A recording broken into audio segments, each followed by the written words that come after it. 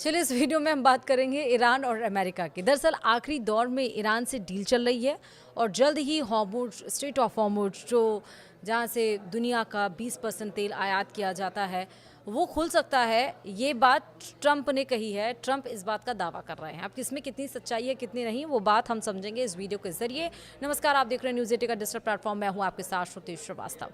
Iran Israel के बीच चल रहा हमलों का सिलसिला फिलहाल के लिए रुक गया है। डोनाल्ड ट्रंप ने इजरायली पीएम नेतन्याहू को ईरान पर हमले को लेकर सख्त चेतावनी दी है ताकि वार्ता पर किसी तरह का असर ना पड़े। हालांकि अमेरिका के साथ डील को लेकर ईरान की तस्वीर अब तक साफ नहीं हुई है। जी हां, ईरान और इजरायल के बीच हालिया सैन्य हमलों का सिलसिला फिलहाल थम गया है, लेकिन पश्चिम एशिया में तनाव अब भी बना हुआ है। ईरान ने साफ चेतावनी दी है कि अगर इजरायल उसकी या उसके सहयोगियों के खिलाफ आक्रामक कार्रवाई जारी रखता है, खासतौर पर लेबनान में, तो वह फिर से जवाबी हमले शुरू कर सकता है। इस बीच अमेरिकी राष्ट्रपति डोनाल्ड ट्रंप ने इजरायल के प्रधानमंत्री बेंजामिन नेतन्याहू को कथित तौर पर चेतावनी दी है कि वे सावधानी बरतें। अमेरिकी न्यूज़ साइट एक्सियोस के मुताबिक ट्रंप ने कहा है कि अगर इजरायल की सैन्य कार्रवाइयों के कारण ईरान के साथ हुआ युद्ध विराम टूटता है तो उसे भविष्य में अमेरिका का पूरा समर्थन नहीं मिल सकता। वहीं अब समझना जरूरी है कि ईरान युद्ध में अब तक क्या क्या हुआ है वो समझिए। दरअसल ईरान के संसद अध्यक्ष और अमेरिका के साथ बातचीत में प्रमुख भूमिका निभाने वाले मोहम्मद बाकर कालिबाफ ने कहा है कि कागजों पर मौजूद युद्ध विराम का कोई वास्तविक महत्व नहीं है, क्योंकि जमीनी स्तर पर लगातार उल्लंघन होते रहे हैं। उन्होंने आरोप लगाया कि विरोधी पक्ष की ओर से बार बार समझौतों का उल्लंघन किया गया और भरोसा कायम करने की कोई वास्तविक इच्छा दिखाई नहीं दी। दूसरी ओर अमेरिका सेना के सेंट्रल कमांड यानी कि सेंटकॉम ने दावा किया कि उसकी सेनाओं ने ओमान की खाड़ी में एक तेल टैंकर को निशाना बनाकर निष्क्रिय कर दिया। अमेरिकी अधिकारियों के मुताबिक यह जहाज ईरान के एक बंदरगाह की ओर जा रहा था। अमेरिका ने यह भी कहा कि अप्रैल में ईरानी बंदरगाहों पर लगाए गए प्रतिबंधों के बाद अब तक 7 जहाजों के खिलाफ इसी तरह की कार्रवाई की जा चुकी है। वहीं लेबनान में भी हिंसा जारी है। सोमवार को दक्षिणी लेबनान में इजरायली हमलों में कम से कम 12 लोगों की मौत हो गई। इनमें से एक महिला और एक बच्चा भी शामिल है। इसके अलावा 4 पैरामेडिक कर्मी घायल हुए हैं।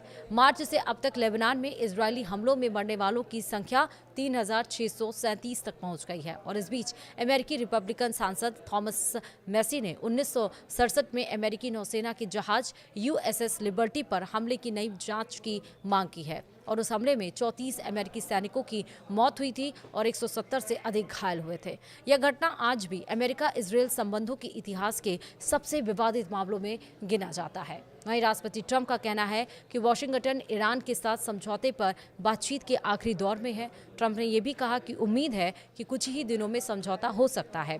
ट्रंप ने पत्रकारों से इसे लेकर बात की है और ये बताया है कि इस समझौते से ईरान को परमाणु हथियार हासिल करने से रोका जा सकेगा। समझौते पर हस्ताक्षर होते ही हॉर्मुज तुरंत फिर से खोल दिया जाएगा और अल जजीरा की रिपोर्ट में यह दावा भी किया गया है कि सोमवार को ईरान पर इजरायल के जबरदस्त हमलों के दरमियान ईरानी सेना के एयर डिफेंस के 2 जवान मारे गए। हालांकि इजरायल और ईरान ने कहा कि वे हमले रोक देंगे, लेकिन ईरान ने चेतावनी दी है कि अगर इजरायल ने बेरूत पर हमले फिर से शुरू किए तो वह भी लड़ाई दोबारा शुरू कर देगा। वहीं पाकिस्तान और लेबनान के सेना प्रमुखों ने रावलपिंडी में मुलाकात कर रक्षा सहयोग बढ़ाने और क्षेत्रीय सुरक्षा मुद्दों पर चर्चा की। दोनों देशों ने सैन्य संबंधों को और मजबूत करने पर सहमति जताई। पाकिस्तानी सेना के मीडिया विंग की ओर से जारी बयान के मुताबिक लेबनान के सेना प्रमुख रोडोल्फ और पाकिस्तान के सेना प्रमुख आसिम मुनीर ने अपनी हितों बदलते हुए क्षेत्रीय सुरक्षा माहौल, रक्षा सहयोग और द्विपक्षीय सैन्य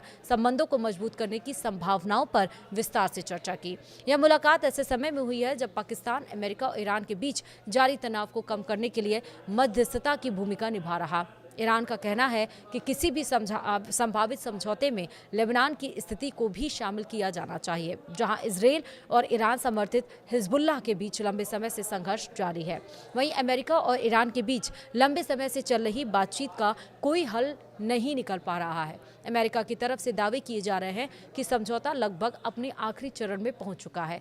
वहीं ईरान का कहना है कि बातचीत अभी भी चल रही है। और इस बीच अमेरिका के उपराष्ट्रपति JD वेंस ने अमेरिकी मीडिया को बताया है कि ईरान के साथ बातचीत के जरिए राष्ट्रपति ट्रंप के लक्ष्यों को पाने के लिए अमेरिका अच्छी स्थिति में है।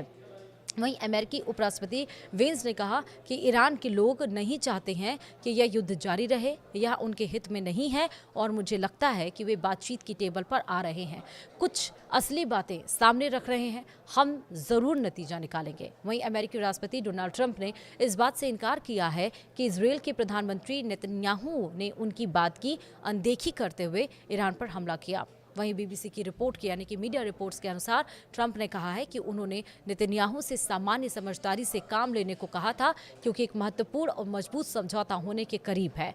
ट्रंप के मुताबिक जब उनकी नेतन्याहू से बातचीत हुई तब तक मिसाइलें पहले ही अपने लक्ष्य की ओर भेजी जा चुकी थी। ट्रंप ने यह भी कहा कि जब मैं उनसे बात कर रहा था तब मिसाइलें पहले ही रास्ते में थीं। उन्होंने ये भी दावा किया कि अगर मैं नेतन्याहू से कुछ करने के लिए कहता हूं तो वह ऐसा करते हैं। वहीं लेबनान की सरकारी समाचार एजेंसी के अनुसार दक्षिणी लेबनान में इजरायली हमलों में कम से कम 4 लोगों की मौत हो गई।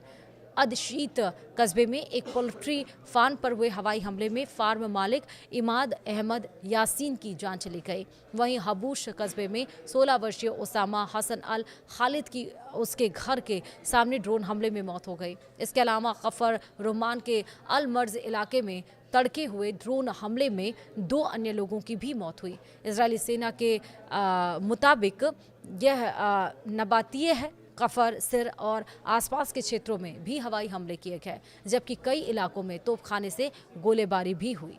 तो अब देखना होगा कि ये जो इतनी लाल खून से, लाल रंगों से जो धरती रंग रही है वो कब थमेगी, ये युद्ध कब थमेगा। वीडियो में इतना ही, नमस्कार।